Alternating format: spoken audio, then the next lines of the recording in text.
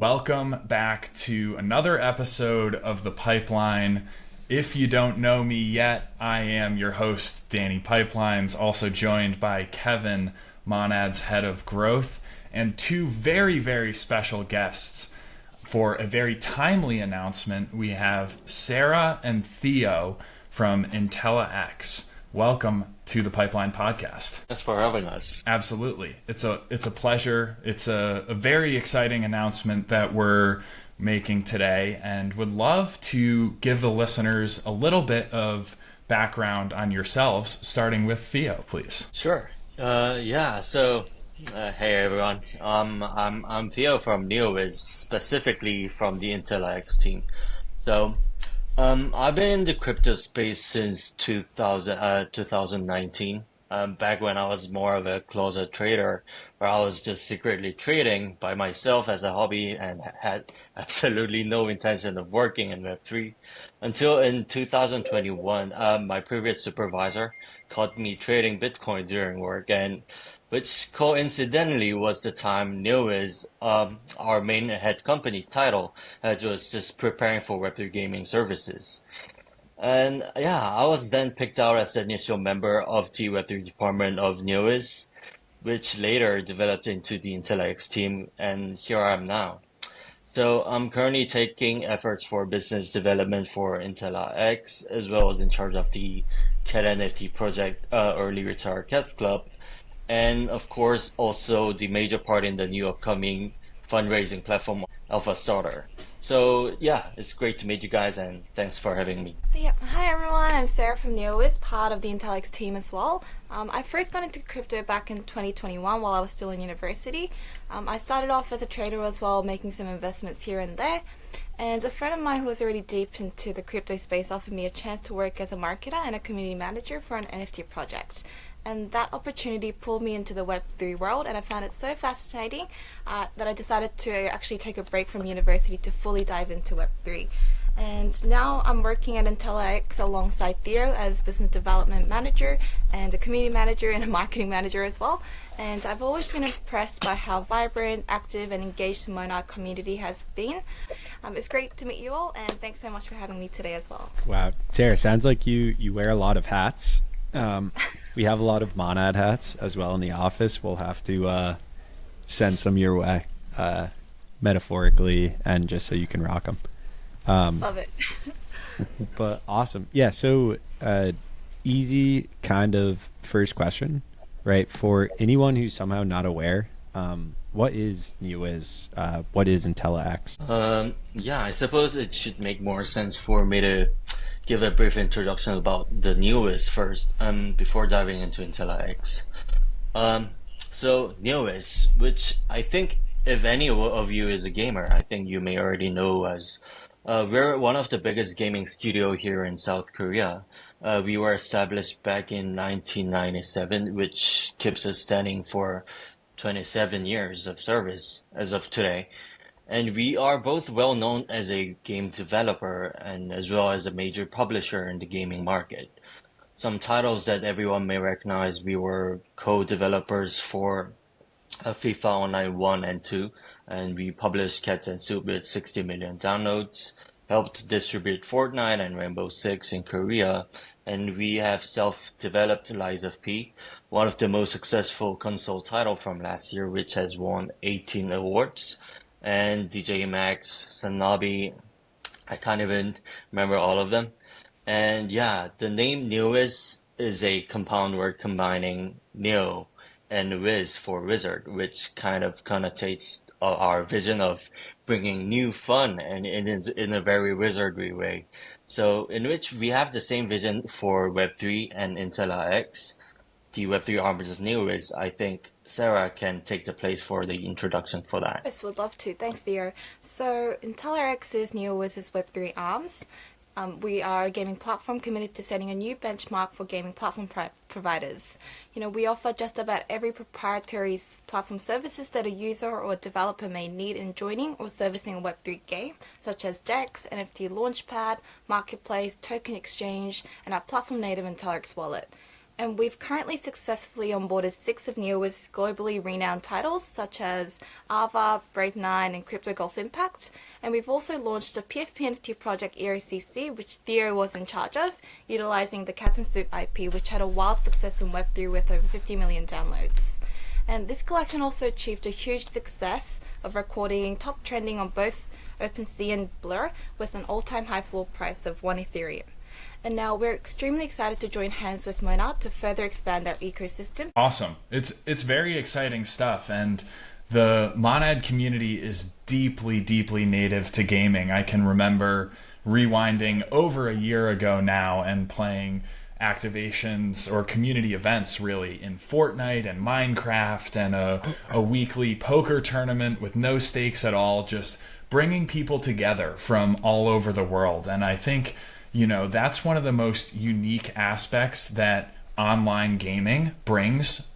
It's this shared social experience that anyone can participate in, regardless of your location, regardless of your background, your age, your physical abilities. And I think that's a really powerful vertical to build community around. And fast forwarding to today, we're seeing gaming events run by Monad community members every single day of the week.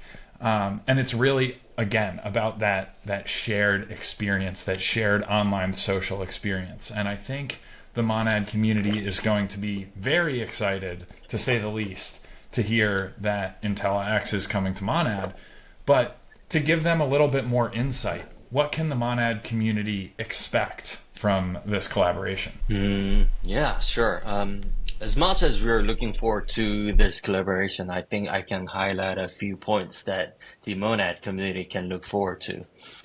The first thing would be the apparent one, gaming, which we will enrich the gaming ecosystem of Monad.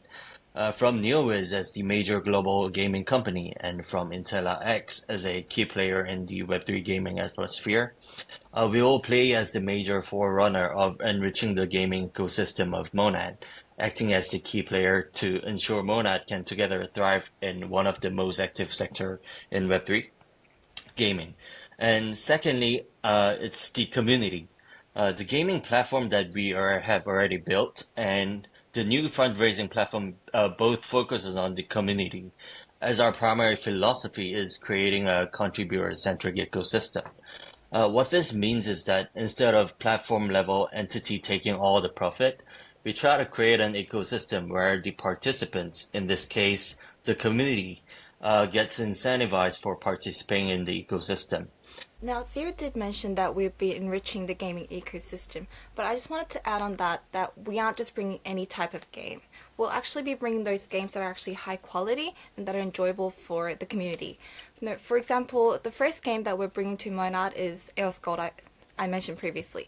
And EOS Gold is the Web3 version of the hardcore MMORPG title that has had a huge success in the Web2 market, recording 4 million downloads. So the quality of the game is definitely proven. And EOS Gold aims to be the #1 MMORPG within the Monad gaming ecosystem. Well, I am very excited to level up inside of this massive multiplayer online role-playing game. So, question, given a lot of the viewers we expect to be, in the Monad community, excited about Monad, learning about what you guys are bringing and getting excited about it. A good question would be, why did you guys choose Monad, right? Like, what are you excited about? What kind of resonated? What makes this something that, that got us to the point where we're at today, where we're working on a bunch of different things together? Like the very first reason that comes to my head is because I thought Molandak was cute. Okay, I was just joking on that. And yeah, there were actually 2 reasons why we chose to go Monad. The first reason was because Monad's vision was very much in accordance with ours. Before anything else, in order for a product to operate on the blockchain, it is always the productivity of the blockchain that matters most.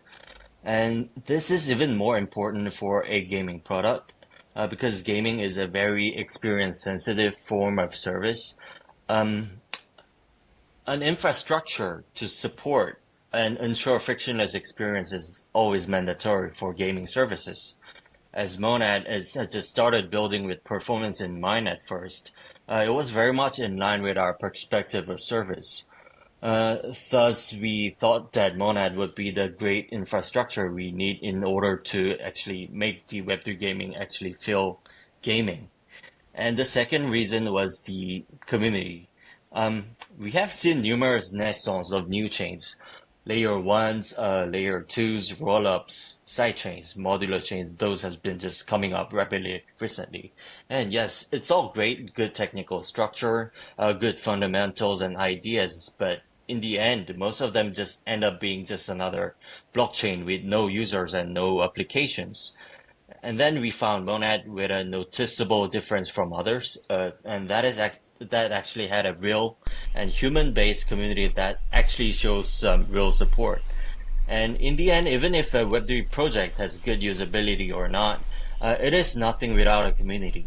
And we were just fascinated by how solid Monad community is, and we just cannot wait to show and explore the new gaming frontier together with Monad and the Monad community. Couldn't agree more with you on that front. I think it's been really interesting and really fun to see how the Monad community has evolved, and as I was mentioning previously, a lot of that is centered around gaming events, centered around the shared social experience. And it's been interesting to watch the early years of the Web3 gaming ideal kind of play out in the market. And, currently we're seeing a big distinction between Web3 gaming and Web2 gaming. It's referenced all the time. But I think you're uniquely positioned as an entity that's had success in both camps, deeply understands the gaming industry in general. So I'm curious, from your perspectives, what does the future of gaming look like? The gaming market, including both traditional gaming and Web3 gaming, has a very bright future. I think you guys would agree. And if we were just talking about gaming, the market has been showing rapid yet constant growth, and it's without a doubt that it's already taking a big portion of our daily lives. It's already dissolved through our consumption habits, and it's become one of the most common hobbies that one can have. And the average consumer age is getting younger and younger as time goes. It's more than apparent, or even safe to say that it's inevitable that the gaming market is going to grow even further. And we see Web3 as the main key that will drive the next leap of gaming. Just like how smartphones have reconstructed the gaming market, and it's quite interesting to see how this is taking shape, as it's going through the exact same phenomena as the early stages of the internet. Public relation papers were putting out negative articles about it, frauds, scammers flooded in. The same thing is happening right here in Web3 right now. And looking at how the internet has affected and settled into our lives, I believe that it's only a matter of time until Web3 changes our daily lives. In the early stages of Web3 gaming, people will usually talk about, ownership, interoperability, longevity when speaking about why Web3 gaming is the next paradigm. But I think the otherwise, those components are just the benefits that we will one day take for granted, as gaming has naturally evolved to merge with Web3. So to summarize this all in one, growth of gaming market and mass adoption of Web3 is inevitable, and Web3 gaming will take place as the next gaming paradigm shift naturally. I really like how you referenced the rise of the smartphones and how that impacted mobile games. I often compare a lot of the mini game experiences that we see in crypto today with these short, really viral life cycles to some of those early viral apps we saw on the App Store. I remember the iBeer app, for example. I'm not sure if that one took off in Korea like it did in the US, but it was basically just an app that you would pull up on your phone and it would appear to be a full cup of beer on the screen, and you could hold it up and basically the beer would kind of like flow or appear to like flow off the screen, and it just went like totally viral in the US, at least by your facial expression. Doesn't seem like it achieved the same virality in Korea, but I'm sure there were similar examples as well of these mini game viral experiences that kind of set the foundation and get some of the more serious builders like Neowiz to come in and say, okay, there's clearly opportunity here, but we can take the experience from a 1 to a 10. And, you know, I look forward to seeing that play out on Monad for sure. Danny, hearing you explain the iBeer app was one of the peak moments of this podcast. That will certainly need to be clipped. It's also like has to be hit. That's like the most US or like American app I could ever think of. It doesn't do anything besides iBeer. We should search that up today. Oh man, that's America's pastime. iBeer. Go down in the history books. But yeah, I mean, to some of your points, right? Like we've seen a lot of different shots on net in gaming, right? Some people have tried to start with the really good game that has traction and then kind of fit crypto in the back door. Some people have gone crypto first, right? Like the whole play to earn phase. And we've just seen like a lot of different takes, right? And I think we're slowly kind of chipping away, right? Like if you're building a statue, like you're removing the parts that you don't want, and eventually you're going to have this nice polished finishing game. And I think it's very easy to see the vision for what that looks like when it really does work well, right? Like self-sovereign ownership over assets in game, getting to experience online games like we have throughout all of Web 2, except you own your own assets, right? There's a level of, you know, crypto ethos baked into these games, right? It's not just some giant company that can take it away as they, you know, if they choose to. But yeah, from people that have a lot of experience on the gaming front, right? Like, what are some of the biggest challenges in the game development space today? And then on top of that, right? Like, what are the other challenges specifically in Web3 gaming? Speaking of the biggest challenges in the gaming sector, here's a fun fact about games, in this case, Web3 games. 2,817 projects has emerged since 2021, and however, 2,127 games have gone down. Many of those projects had bright ideas, visions that could have changed the trend. However, many of those projects didn't quite have the chance to actually unfold their wings due to two initial problems. Firstly, they simply didn't have the financial backup to keep the project going. And many projects require initial funds to actually give it a shot. But in this market, for startups, it's extremely hard to fundraise without a good backer or a named founder or a successful history, of which startups usually just don't have any of. Simply said, they don't even get a chance. And this is same for the traditional gaming market. The market has an extremely narrow bottleneck, where only less than 1% of games shows good success and actually just comes out to the market. And secondly, initial community build-up, or marketing. Like I've mentioned earlier, a well-made project means nothing without users. And it is even evident that it's hard to acquire users and build a solid community from the core and an extremely attention-driven market. And in order to drive attention from the ground up, a project would just require marketing funds, connection to KOLs and shillers, whales, and just that support the project, core fan base of users to hype up the community. But what many startups don't have is they don't have none of this. To summarize, it's always financial support and community that a gaming studio just struggles with the most. We do have one final question that we ask every guest who comes on the pipeline. And it is called the final alpha. So the idea is to leave the guests with something that you've picked up over your years that they can walk away from the podcast feeling a little bit smarter, a little bit more informed. It could be a piece of wisdom. It could be health advice, right? It could be something your mother told you when you were growing up and were very young.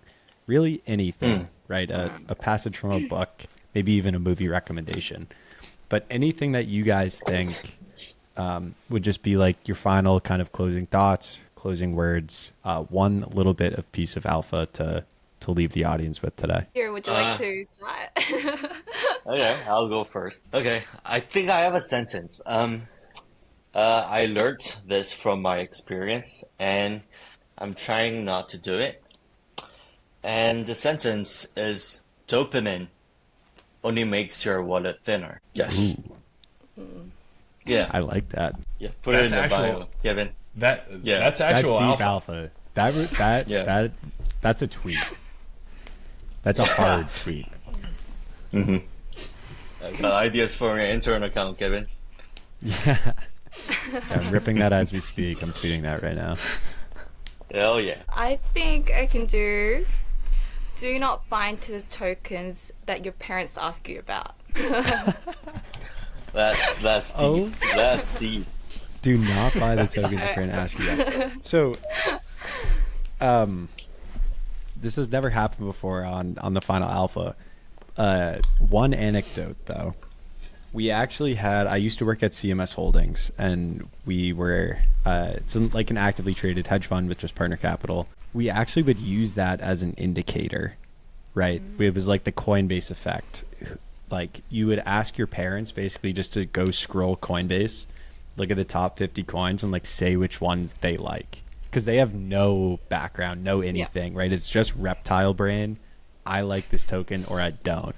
And whatever ones they would pick were like, all right, that's where retail flows are coming in, especially if we ran it through like 5 or 10 parents or Zoomers and they came back with a lot of overlap. We're like, that's our signal. So That's an indicator. For sure. so maybe depends on what part of the cycle we're in, or how deep your parents are in the trenches. But there's certainly signal either positive or negative in their questions. I think we can all agree on that. Yeah. That's hilarious. Very, very interesting insight to a top fund and how they do some market research. And of course, factoring in a sample size of enough parents, enough Zoomers to make sure that, you have some degree of accuracy there. That was great final alpha, and this has been a really exciting conversation. I know the community is going to be really excited to get some extra insight and, of course, some alpha as well about IntellaX coming to Monad. Thank you very much, Theo and Sarah, for joining us on the pipeline today. Thank you so much for having us, Danny and Kevin. It's been a great pleasure Thanks to for join having you guys us. today. Absolutely. Thank you guys so much. Absolutely. Thank you. And of course, Gamonad. Come on, Ad.